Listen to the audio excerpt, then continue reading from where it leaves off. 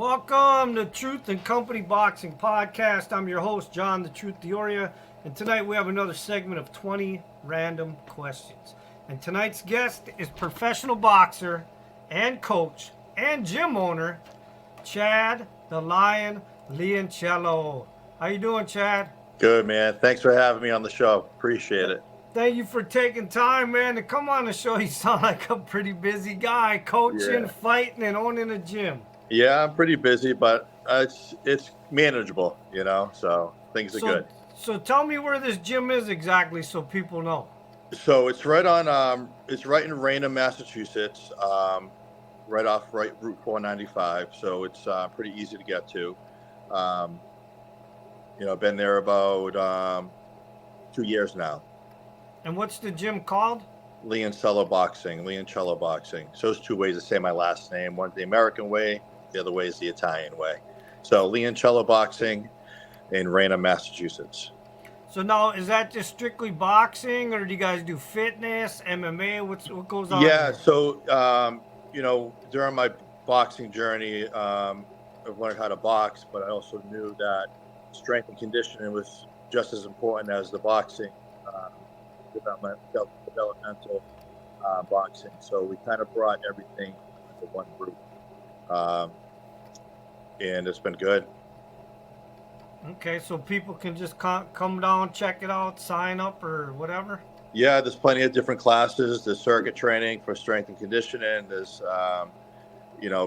beginners boxing. There's sparring. There's everything you can think of is there. Okay, now, so I just mentioned obviously you're a fighter too. Is there anything going on right now with that? You got a fight coming up or anything? We kind of had, some crap happen a few weeks ago. I was scheduled to fight at Mohegan Sun Casino down in Connecticut. I am a heavyweight, so I came in on weight at 232. Shelly Vincent's my trainer. We trained extremely hard. We were sharp.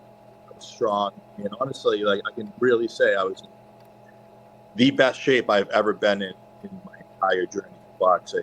And I got to weigh in, and when my opponent walked in, my girlfriend was in the back doing the tickets with the motor and turning and everything. And I texted her and I said, there is no way this guy is 200 plus pounds. So long story short, I weighed in at 232. He came in at 181. So the fight was off. It didn't happen. And we wanted to regroup. I got back to training actually last Monday with Shelly. So we'll get into my, where I'm at with why I'm boxing. Next year. So my schedule is going to be around January, February, because I have things I got to take care of. So are you blocking your mic at all on your phone? No, I don't think so. Is it better okay. now? No, yeah, but some of your vocal was going in and out. I don't know if it was with your hands, because maybe you're moving your hands in front of the mic. Okay, yeah, I just moved the phone, so maybe it'll be a little better. All right, yeah, we're good now. Okay, so you ready for these random 20 questions? Shoot, go ahead. All right, question 1. So tell me about your upbringing and your background before boxing, just so the fans who aren't familiar with you can kind of understand where you came from and how you were brought up. Okay, so I was born and raised in Brockton, Massachusetts, which is where Marvin Hagler and Rocky Marciano was from. We're like a blue-collar family. We're honestly kind of poor. So, things were a little bit tough as a kid.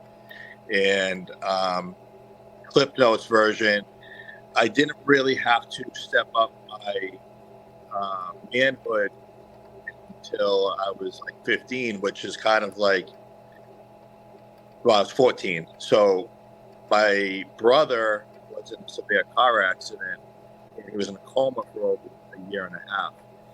At that time, my father left. And my father left my mom, and he was absent, and my brother was in the hospital. And at 14 years old, I kind of had to be the man of the house, because now my older brother was in a car accident, dad was gone, mom was at the hospital just being with my brother. So I had a little brother and little sister that I had to kind of take care of. And I kind of, grew up too fast from that. I didn't really get to enjoy my, 14 years to 16-year-old phase there, because I had to kind of like step it up. But from there, my brother got healthier, got better. He isn't the same, but he's alive and he's doing well. And then from there, I just was kind of always in trouble. And it wasn't always my trouble. It was always like my little brother getting into an argument with someone or an altercation and calling his brother to come back him up and get into a fight or whatever it may be. But all in all, like I said, it was just kind of like a tough upbringing with the circumstances that happened. And later on, I kind of like,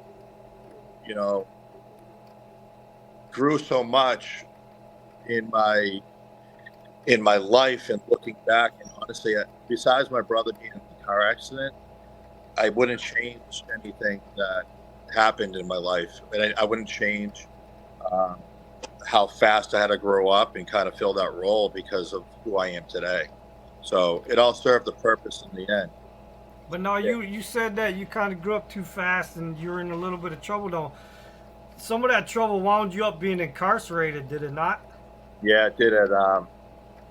Honestly, it was like I wouldn't wish the incarceration jail that I was at on anybody that I ever had a problem with, had any ill feeling towards, because the place is, I can't even put it in words how evil the place is and how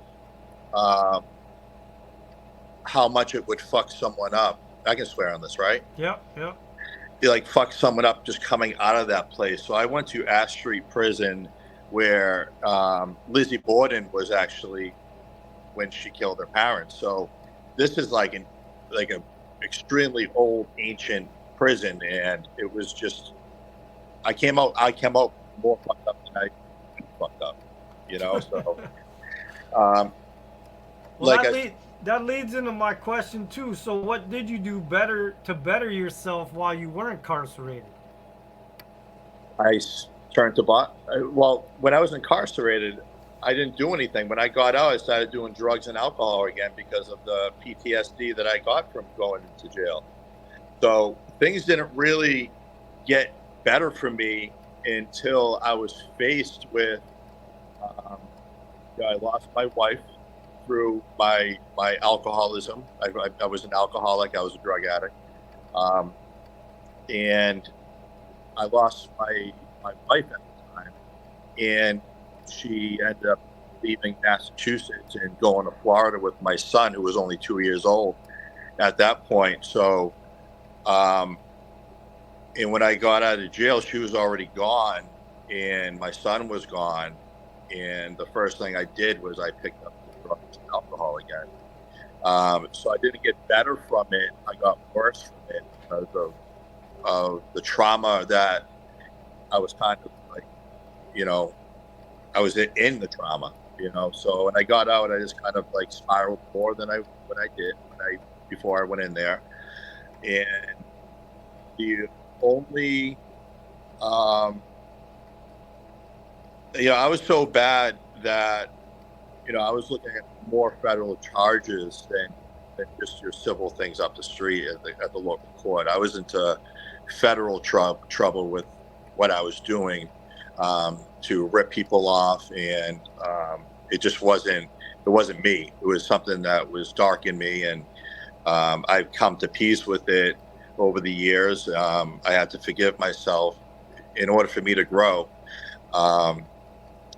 But the judge, you go into court and you try to paint this picture that you're not an addict or you're not an alcoholic and you're a good dad and you're a good person. But I was really living like a piece of shit still. And I'd walk in there hungover or just went on a bend the night before. So the judge would already know that this guy looks like shit. He's walking in with his hair all screwed up, and he's got a half a shirt on. So with that being said, I was really faced with my back against the wall where the judge called my bluff. And because I wasn't taking me losing my son serious, she basically was going to take my rights away from my son, or my parental rights.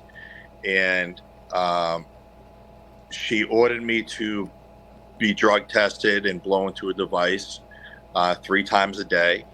And I went home. So I didn't get the device for 2 days after that. So the first thing I did when I went home was I took some more drugs and alcohol. And the device came in, and I didn't know what to do because I was so, dependent upon alcohol, mostly alcohol, because if I didn't have a drink, I'd be shaking and sweating throughout the day, and it just overcame my life. And it was the first thing I thought of. It was the last thing I thought about before I passed out from being so drunk. It was never just like a few drinks. I would start drinking as soon as I woke up in the morning. So there was never, ever a hangover. I'd wake up at 9:30 in the morning and have a beer. And then I'd go all the way up till 11 o'clock at night with a fifth of vodka. So my body was so dependent on it.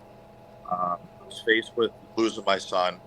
I was being ordered to be drug tested and blown to this device. And I just wanted to give up. And I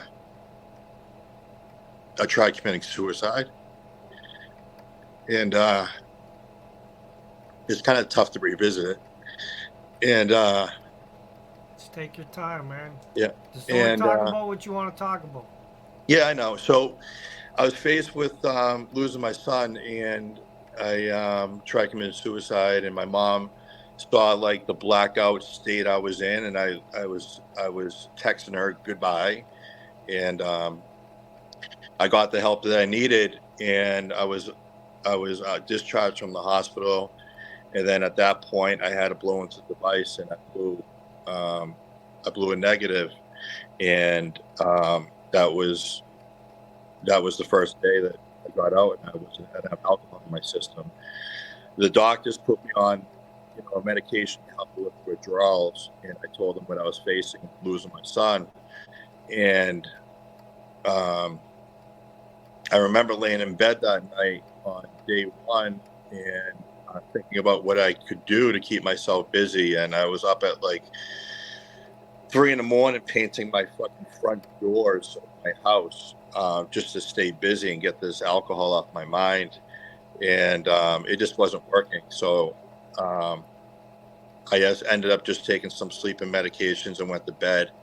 I woke up and just tried to Google what local gyms. I knew if I went to a gym, I could stay a little more busy. And the first thing that popped up was a boxing gym.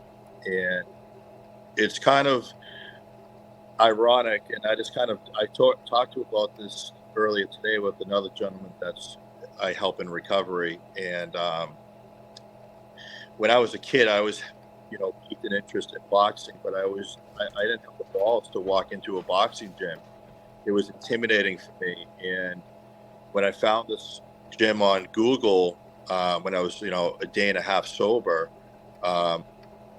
it was intimidating, and I didn't want to go in there because this fear of when I was a kid just kind of came back.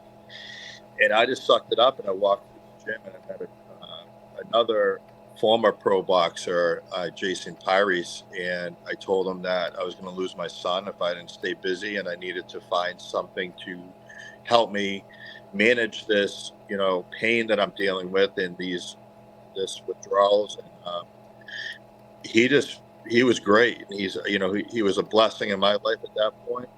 And he gave me some raps, and he said, come back later on, we'll get a session in. And he worked me out for an hour and a half, just learning how to punch and learning how to manage my power in work, as far as, hitting a bag. And when I went home, I was so exhausted that passed out. Um, I took my medication. I passed out, and that was day 2 of being sober, and that just kind of went hand in hand each and every day after that for 4 days. And then I booked a flight. Once I blew 4 clears into the device, I went on a plane. I saw my son for the first time in, I think, 7 months. And there's a picture that I always like show people. It's at my gym. It's him on a Chase lounge chair, and he fell asleep by the pool onto my chest, and I took a picture of it. And that was like, there was enough clarity in my mind and in spirit that this is why I do what I do now. And that's where it started, where I felt just a little bit of clarity where I knew what love was, because I was an alcoholic when my son was born, and I was drunk throughout a lot of the events, christening and so forth. So when I saw him on day 4 or 5, I was 4 days sober, and I just knew it was like the light switch. It was, I'm a piece of shit for attempting to take my own life, ruining my life, and I have this little boy.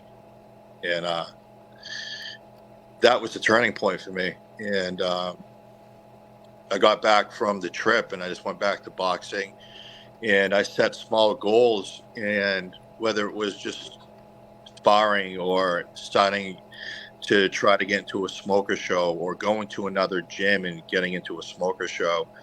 But what was happening, I was growing in the sport of just learning, but I was also learning about who I was all over again, or who I truly am, because I didn't have anything to numb my emotions, numb my trauma.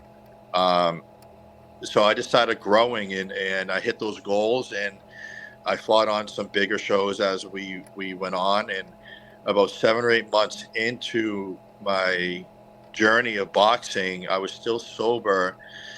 And this guy, Randy, at the gym he was also in recovery. He heard from the trainer that I was, fighting for my son, and I was sober. And he said, listen, he's like, I have so much respect for you. He's like, you're in here every day, you put the work in, and I'm going to call you the sober warrior.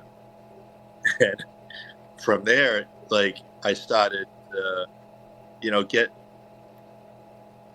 I knew what worked for me was boxing, and someone helping me and showed me the foundation of boxing. I knew if it was working for me, it was going to help someone else. And at that time, I didn't have a boxing gym, so I started this program, which was called the Bags for Hope. And I would go to events where it was an overdose awareness event, and I would have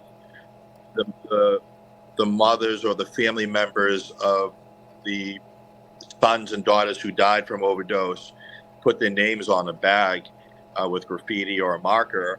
And I started to go to different sober homes around New England, and donate these heavy bags and give them a testimony of where boxing has brought me so far in my journey, how it's helped me. And these guys can relate, because they're fighting, they're men like me, and fighting demons that are just trying to bring us down. And I would give these guys at that time, I just knew the basics, so it was just like a cardio boxing workout. And then I kept doing that for a number of years until COVID hit. And then during COVID, I just took the leap and started my own gym. And I'm 7 years sober now. I'm proud of myself. And 7 years in, I'm still fighting for my son. But that's coming to an end. I got a trial coming up next year, and I did everything I was supposed to do for him. I grew inside, and I'm excited. I'm excited that that's going to come to an end. And I'm an old fighter, in the boxing world. So I just turned 40 years old, and I've only been boxing 7 years. So I don't have the amount of punches in my head that I can say, no, I'm going to hang it up. I have a lot more in me, but um, with my growth and my goals and fighting at the biggest casinos and signed by the biggest promoter in New England is like a blessing, So there's nothing more that I want out of this sport than to have my son see me fight. Well, I appreciate you talking about everything you just talked about. I know that was hard, so I do appreciate that. And that brings me to question 3 then. Seeing that you have been sober for 7 years, I want some people that might be listening to this or struggling the way you were struggling. What types of things do you do to stay clean and sober? Just really support. You got to have a good support foundation. And, I was never against medication to help people in recovery. It helped me through some withdrawals, and I'm a sober coach now as well. So everybody's different, and everyone has a different road of recovery, whether it's boxing, whether it's meetings. Um, I do kind of, I don't really I actually have a program at my gym that is really more of a recovery meeting. It's not an AA or an NA. It's kind of like just a really big support meeting where a lot of people come, share their story. Yeah, so I'm a sober coach, and what I did with that was I took the courses to become a sober coach, where I could kind of guide people through their journey of recovery. It might not be boxing. It might be, just looking for support and things that helped me, whether it was like when I got a craving of alcohol, I would drink black tea, so I found my purpose. My purpose is to I found my faith, and my faith has grown in me. And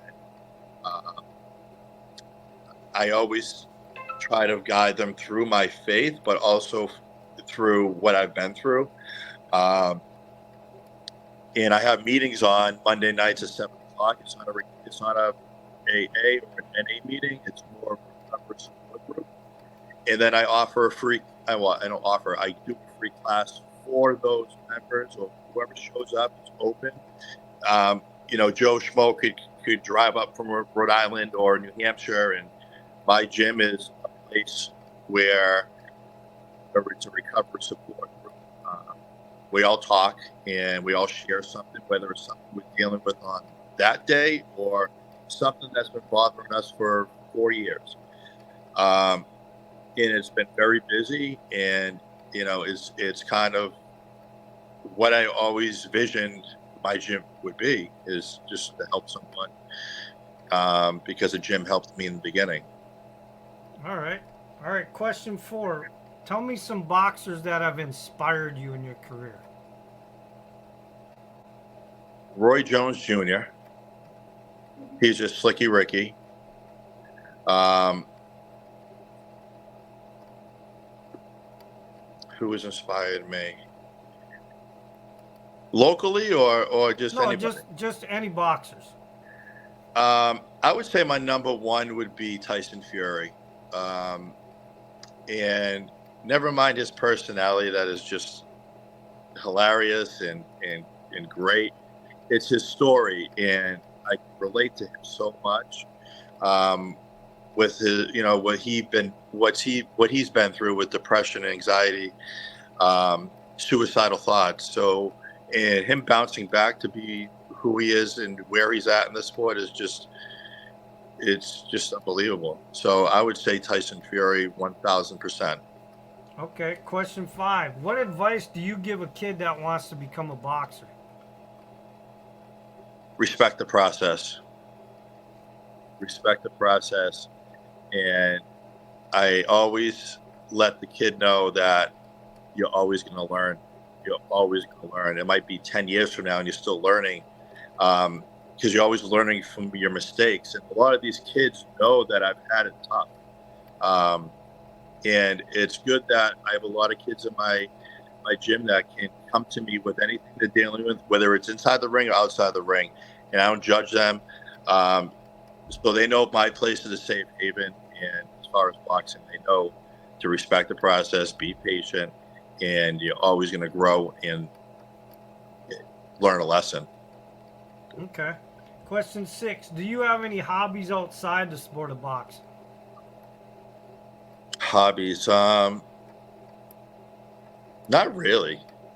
Not really. I enjoy my time.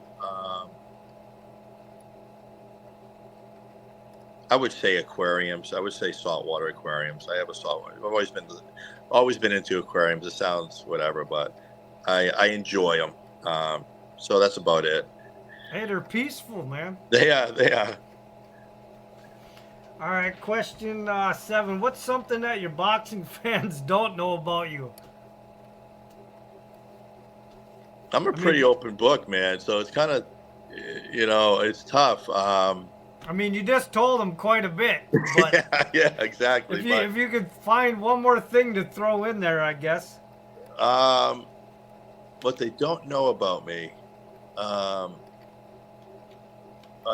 right. So what they don't know about me, it's not really divulged out there. But when I was in my, this is like bad news. So just so they kind of see where I was at. So when I was deep in my alcoholism, and I was into my drugs, I was basically representing myself as a lawyer to people to help them out of like foreclosure and stuff. And it was one of the things that I regret, because that's where the federal charges came from. But yeah, so my girlfriend or a friend who might be busting on me, be like, Chad was a lawyer once in his life. So, it's not the best news, but it's something that no one really knows. Okay, question 8. Who is someone in your life that has inspired you outside of the sport of boxing? My mom. Okay. 1,000%. She's been through hell and back with all of her kids. All of her kids dealt with some type of trauma or in one way or another. We all are in recovery, all 4 of us. And she's never turned her back on us, and she's always kept the glue together on us. So she's my hero, because she's the one that got me to treatment right away once I was, going to end my life. Okay. All right. Question 9. If you could have dinner with any 4 people in the world, dead or alive, celebrities, people from history, anybody, who would be at your table? 4 people or 1 person? No, 4 different people. I say Jesus, Elvis, Tyson Fury, and my mom. All right, that's an interesting table. All right, question 10. What's the best advice you've ever gotten from another boxer, and who was it? Another boxer. I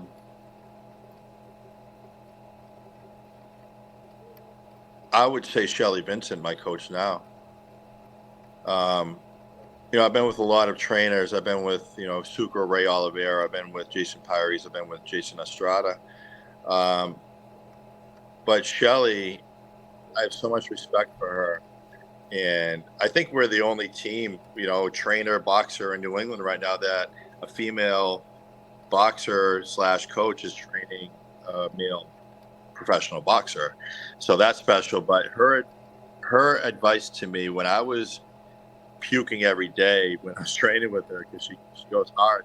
And she said to me, they all want you to lose. You know that, right? And she said, you fucking put your hands up and you dig deep and you push through. Everyone's doubting you. And from there, I just dug deep and I finished my camp. And I was honestly like seriously good, sharp, strong shape. So, her advice for me to dig deep, and she always screams at me. Like she verbally fucking abuses me. And I love it and she said to me, you've been through harder and tougher shit in your life. This is easy for you. And that sunk into me because I have been through worse shit. And me working out hard is nothing, not even close to where I was or what I've been through. So that's probably the best advice that anybody's ever given me. Because I had to believe in myself, and a lot of coaches are there just to kind of run you through the routines, but she kind of, she cares and she wants me to do well. Okay. Question 11. Do you have any phobias? But Like, are you are you afraid of heights? You got claustrophobic issues? Do you got any type of phobias? yeah, I'm afraid of heights. And it's weird. Like, if I go on the roof of the house, I'm afraid of those heights. I'm not afraid of heights being on, an airplane, nothing like that. I am claustrophobic. I had a really bad incident like 2 months ago. I thought I had it under control, and I was going for an MRI for my fight, and I don't know, I just freaked out, and I had to hit the button because I was so freaked out by being enclosed, and they put that cage on your head. But before then, I don't think I was really afraid of anything or any phobias besides heights. But that incident really freaked me out. I felt like I was in the casket. Okay. Question 12. If you go on a road trip just by yourself, like just get in the car and take a drive somewhere just to get away from life and everything, where do you go? Like right now, or where would I go? No, yeah, like right now, if too much was going on in your life and you just wanted to get in the car and just go for a ride to clear your mind and stuff, where would you go? I'd go to my gym. I do that sometimes, actually. I probably do it once a month. Okay. I had enough. I need to go just clear my head. I'll go to the gym and just kind of sit there and look around, and I'll keep the lights off too. And there's some like dimmer lights, and it helps me. I kind of see where I have compared to where I was, and it just reminds me of how I'm proud of myself. I really am, and a lot of people can take that as cocky, but from where I was to where I am now, when I walk into my gym, it's kind of like it's hard to believe where I was to what I have, and my support as well. So, All right. Question 13. What has been the biggest accomplishment in your life? my son, no question, doubt about it. I wake up every day with he's my why. He's the reason why I do everything. He's the reason why I stay sober. He's the reason why I work. He's the reason why I still fight. I wrote a big testimony on my page maybe a week and a half ago. I was 7 years sober on September 2nd, 2016 was my sober day. And, my biggest project for my son, dads will always want to fix everything for their boys or their daughters. And, whether it's a flat tire on their bike or a broken toy. And my biggest project was fixing myself. And I did that because of him. I had to put down my selfishness and arrogance of who I was at the point and pick something but someone that was more important than me. At that point when I got sober, he was more important than my downfall and who I was. So he's definitely 1,000,000,000% my biggest accomplishment and my reason. Okay. Question 14. How do you inspire other people? I don't know, just living within every day and being true to who I am. I was living a facade of a life with um, professions that I was in, and being a mortgage broker. And um, I always tell people I wouldn't change a single thing in my life whatsoever, because of who I am today and what I represent. And I'm not perfect, but I've come so far where I don't regret anything that happened, whether it was being a lawyer or being incarcerated or um, losing my son at that time. Because if all those things didn't happen, I wouldn't be who I am today. And I'm, I'll say it again. I'm proud to to be me. I am extremely proud that I'm sitting here talking to you and telling you that I'm proud of myself. All right. Question 15. What's something that you're very passionate about besides boxing? I'd say my faith. I'd say my faith in helping others. Me and my girlfriend, we always do these donations, whether it's or going to a homeless shelter and providing meals for them. We do that every single year. Um, we get toys, and I'm passionate about helping others.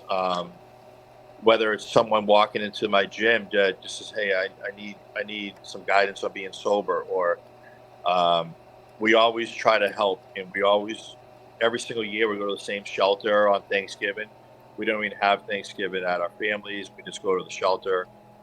We cook, we serve them, and during Christmas time, we bring in a toy drive to the gym or to the house, and we donate these toys to sober homes that females live in with children, because they need to be focused on their recovery and not be stressing about where the toys are going to come from for their babies. So we do that every year.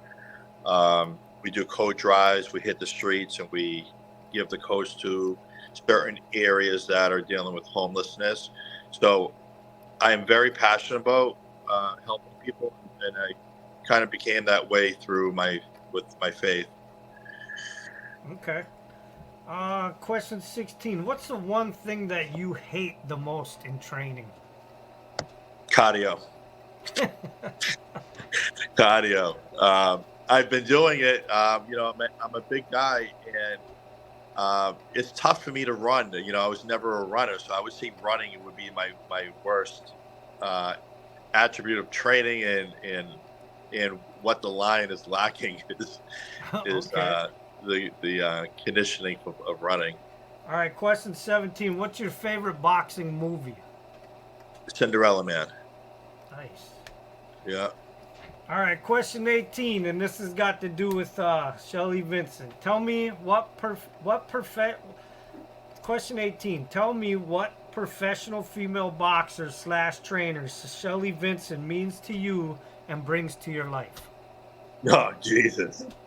She's, you know, I talk about this, quite a bit, and people see my friends. I don't really share a lot of my training on social media because of we're trying to work on being stronger and sharper and working on um, new finesse and new ways of fighting. She is she makes me throw a lot more punches than I've ever had in my entire life. She's trying to build that in my mind where I'm a heavyweight, but I'll be moving more uh, of like a light heavyweight or whatever she thinks I can do. But she wants me to throw lots of punches, move a lot, and she's tough on me. And I've had other trainers where they'd push me, and I'd say I'm tired. Give me a second. They give me a second, or give me a minute. Or there was another trainer I had who was conditioning past me, and I'd say, "Fuck you, I'm not doing that." But with Shelly, I would never say that.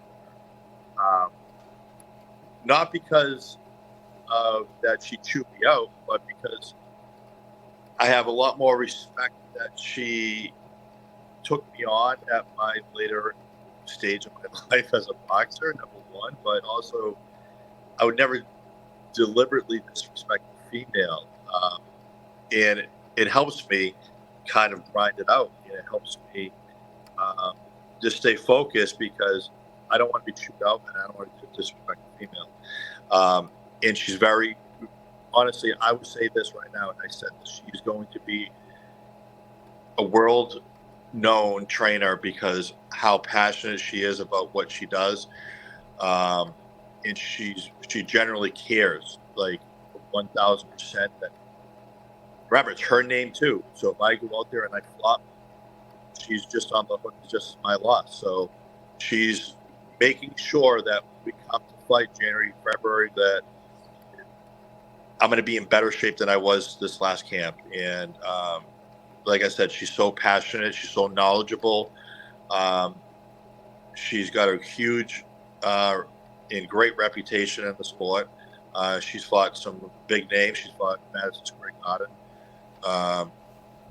Like I said, she's definitely pushed me and brought out a different side of me that I really didn't know was there. I always just went through like just the routine of training, and literally, I'll tell you right now, John, the first 2.5 weeks of training with her, getting ready for this fight, I was puking every day.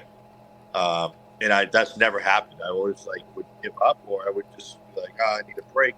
And the trainer would, okay, take a rest. But she didn't allow me to do it. She'd let me puke, and she'd get me back into the ring or get me back on the bag.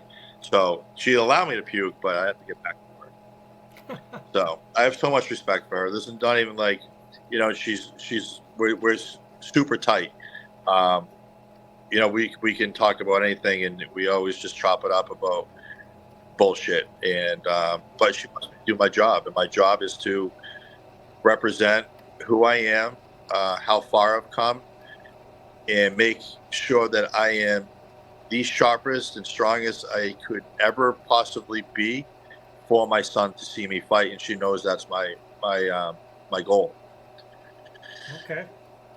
All right, question 19. What are some of your goals over the next 5 years in boxing or in your personal life? Just really having my son in my life. He's not completely absent from my life. I go to see him as much as I can. He's still in Florida, but we can't get into all the details because we have come so far in the progress and process of the court that I'm just waiting for my trial date, and everything that has been leading up to this point in my life is highly favorable for me through this trial. So I just have to lean back on God right now and put it at his feet and just say, take care of this, because that's what my belief is, that only he can control that for me, and I just have to be patient. Besides my son being in my life, him seeing what his dad has done, and make him proud when I'm in that ring under the bright lights. And I want to make sure he walks me out, and I'm holding him when I win. Nice. But as far as the gym, we've come extremely far in the past 2 years that we've kind of, I would say we've outgrown the place already. It's so busy, and people know that we're there to care, and it's not just boxing. It's kind of like a mental health check in for the day too. So I think we're going to be in a different, bigger space in the next year. I also want to get into being not just a coach, but eventually being a promoter in the boxing world. I can see myself with my history of being a banker and my knowledge of the sport and representing people well, and being true and caring. I think I could be a really good promoter. I really do. I think it's going to be something that I can work towards once I get over this next goal of seeing my son in my, in that ring with me. And like I said, it's just I got to take it day by day. But that's in the near future. I would say, me and my girlfriend started this gym a couple years ago, and it's been good. So I think we've outgrown the place, and we're going to continue to keep doing what we're doing. Okay. All right, last question. Question 20. If you died tomorrow, what would you want your fans, your friends, and your family to say about you?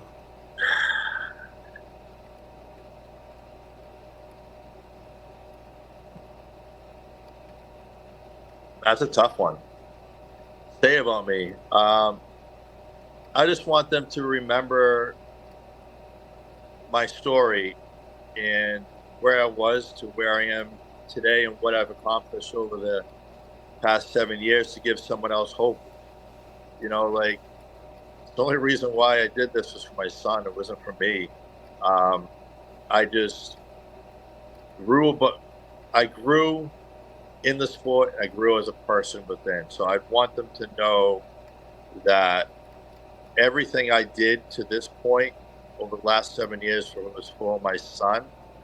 And anybody struggling in their life, that they have to have a reason more important than themselves to get on the right path. And like I said, it's just something that people need to realize. Drinking, drugging is a selfish act, and it's something that will take their lives. And it was something that I fought out of, and I hope that will help someone else someday, or tomorrow, or today. All right, well, listen, I appreciate you coming on to do the random 20 questions and talking about your past and Some the of those were present and the tough. future. Yeah, some of those were tough, man. I was holding back some tears for a Oh second. man, yeah. Hey, I had to hold back some emotions when you hit some parts, man. So I really appreciate you being open and honest. I know it's hard to get on here on a show like this and just talk about personal stuff, and you don't know who's listening. But I mean, you don't know whatever you said could have resonated to somebody else's life and could be helping them right now as we're talking. Right. So I mean, it's all about giving back and sharing your experiences with people, and if you can save one person's life off of this podcast, I mean, it's priceless. Absolutely. Absolutely. So if you got anything to say to your family, your friends, or your fans before we go ahead. No, I mean, I just really want them to know what my purpose is, and I love every single one of my followers and friends and family, and they know that. I spread love as much as I can. But I only have 2 more fights left in me, and I'm saving that last one for my son. So the more support that they have for me in the next 2 fights, it's going to be heartfelt and grateful. And they know what my purpose is. I'll never be a world champion. Um, I'll never fight on ESPN, but the biggest title in my world is my son. So that's way more important than anything. All right, and hang on, and the truth has spoken.